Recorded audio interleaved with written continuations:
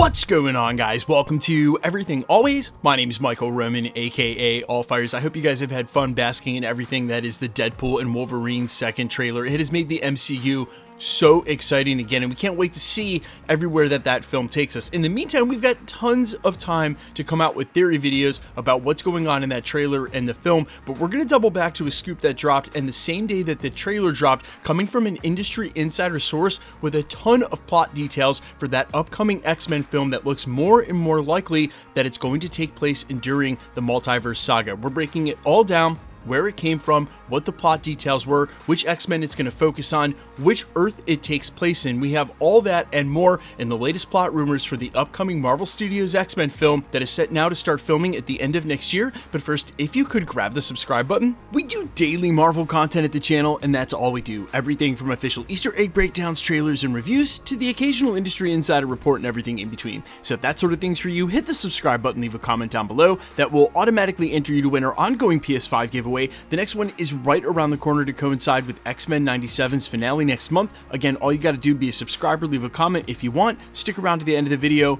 We get into all the giveaway stuff again there.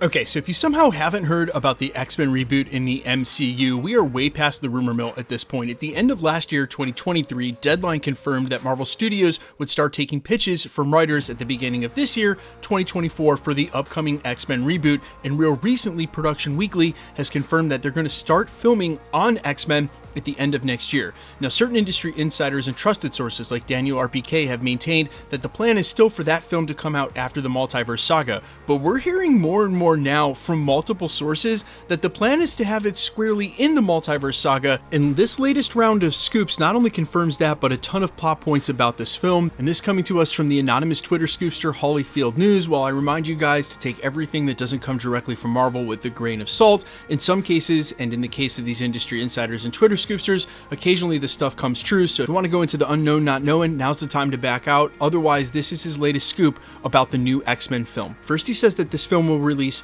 right after Avengers 5 and take place in an alternate universe that we last saw in the Marvels, that's Earth 267. So not only is he giving a designation to the Marvel's Earth where we last saw Monica Rambeau, but he's also stating that that is the X-Men team that's going to be the focus on this first X-Men film.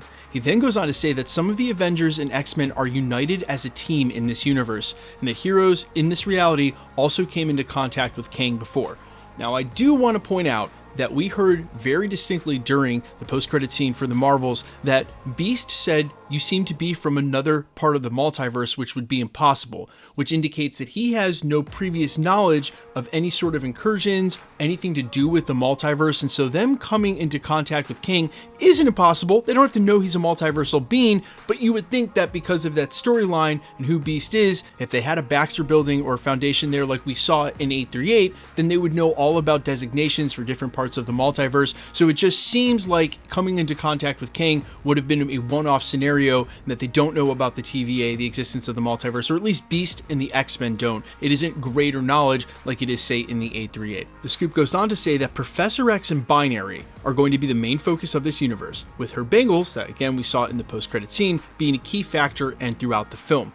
He concludes by saying that the casting for the X-Men is expected to begin early next year and months before the production at the end of the year.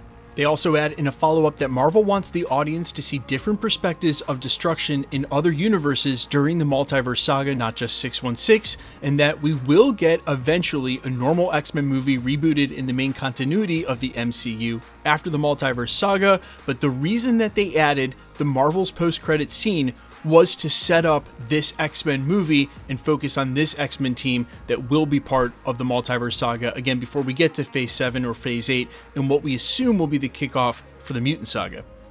Now, obviously, there's two huge revelations here if all of this is true. Number one, that we're going to get an X-Men movie right after Avengers 5, but before Secret Wars, is absolutely nuts news. Again, it goes against what we've heard from other sources, and it seems more and more likely the case. You wouldn't start filming in 2025 only to hold it for 3 years. It doesn't take that long to make Marvel films, and we've even heard real recently they plan on doing Avengers 5 in about a year, from when they're going to start filming all the way to when it releases in 2026. But put an asterisk by that, because we're only months away now from San Diego Comic-Con, and I still have a sneaking suspicion that things are going to get shoved around quite a bit, and the Avengers films are going to get pushed out just a little bit further. The other huge revelation is that the X-Men film we're getting is focusing on an X-Men universe from another designation outside of the 616 to line up for Avengers Secret Wars.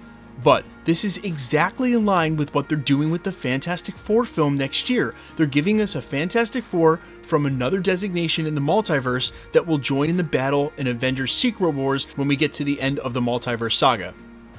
And yeah, while gratuitous cameos are great and we can have member berries all day long, I actually think this is a perfect way of doing it if you wanted to have an X-Men team, because some of us do want to see some of these characters back. And when you get a new old character, say like Kelsey Grammer's Beast returning, but with his updated CGI and in a modern Marvel film in the MCU, there's a lot of room to explore there and follow those characters through a film. So there's actually stakes and consequences. There's actually gravity to them when they all team up in Avengers Secret Wars. And then down the road somewhere, we'll get a brand new X-Men, which I think it's going to be absolutely nuts, the casting rumors next year when they start flying around. If you thought the Fantastic Four was anything, I can't wait to see what people start saying about the X-Men casting. But again, guys, we're still about a year off of that, so I don't expect to be hearing about that anytime soon. In the meantime, guys, let me know all your thoughts down below. I am all ears as always, how you feel about all of this, and if you were putting together the team for that film, who you got? I'm all ears. Quickly, let's get into the giveaway stuff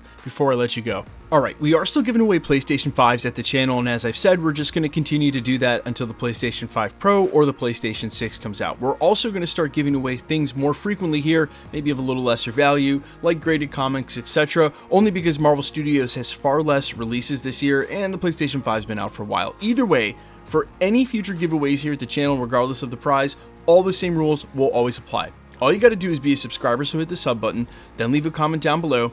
Because it's truly random, the more videos you comment on, the better chance you have of winning. All winners will be announced at the end of videos in the same way we're doing here, live with my voice in the comments shown on screen. So please be safe and vigilant on YouTube or really any other platform. Realize anybody can take a content creator's photo, claim to be that content creator, and it's all a ruse and scam to try to get you to pay for shipping for a prize that doesn't exist. Keep in mind, no content creator, if you win something, will ever charge you for shipping. If you should get a spam comment like that on YouTube or really any platform, just report it to the respective platform, as they are far faster and far more thorough about getting to it than the content creator. And while you can let the content creator know, I assure you they are doing everything in their power to get rid of those comments as well. Now, the best way to keep up with the channel has always been to hit the notification bell with all notifications turned on. And as always, if you like today's video, I'd appreciate it if you hit the like button. My name is Michael Roman. You can find me in a couple of places, Instagram and Twitter at I'mFires. You can also find me on Spotify, YouTube, Amazon, Apple, iTunes, wherever you listen to original music under the name All Fires. And while I'd sincerely appreciate you checking my music out, thanks for checking this channel out. Stick around. We'll be posting again real soon.